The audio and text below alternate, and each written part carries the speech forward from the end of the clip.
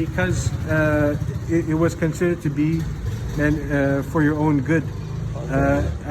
The morality was the concept of the pater familias, an old Roman concept which meant that the head of the household was the chief, the boss. He was above the women, the children, and of course the slaves. And he was a mini dictator, and also responsible for enforcing the values of society amongst your household.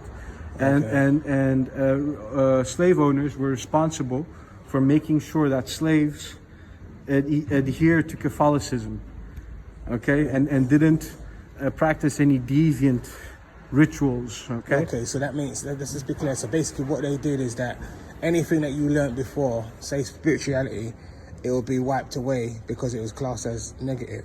Correct. So then what would happen is you'd have to have a new identity. Okay. A new name, Portuguese name.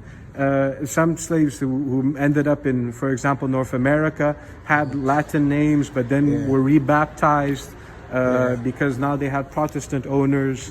But basically, you'd have to start a new identity and learn also new language, Portuguese as well, because some slaves, although they share the same broad African background, might not share the same language.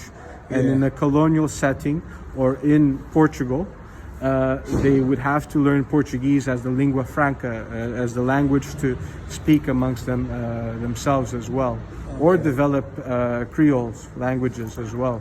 So they would get rid of their name, where they was born, their birthright name basically, and they would adapt to the Portuguese name. And the systems. Correct, yeah. And including that would be obviously the new religion that they would have to take up. They would have to practice a religion. They were basically forced to.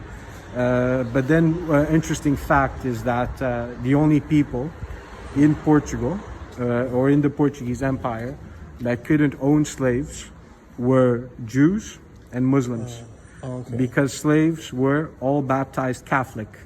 And in a Catholic society, you wouldn't accept non-Catholics owning Catholics as slaves.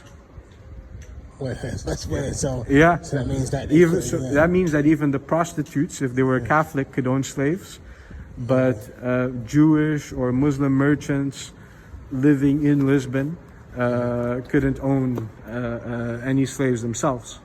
Okay. But you said the Moors had slaves, though. Yes, but that was when they were in charge. Oh, so when they lost... When the Moors, like the Portuguese, basically removed the Moors from the territory in the 13th century. They removed them from Lisbon in the 12th century.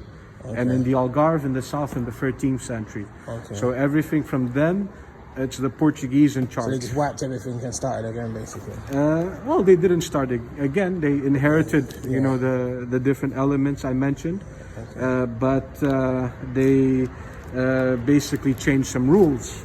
Of course, they were the ones in charge now. So what are Portuguese? Are they a mixture of different people?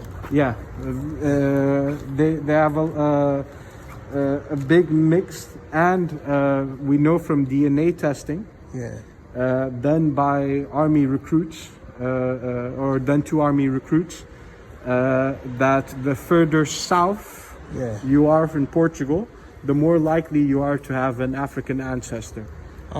Because of how from how long the slaves from Africa were being brought to Portugal.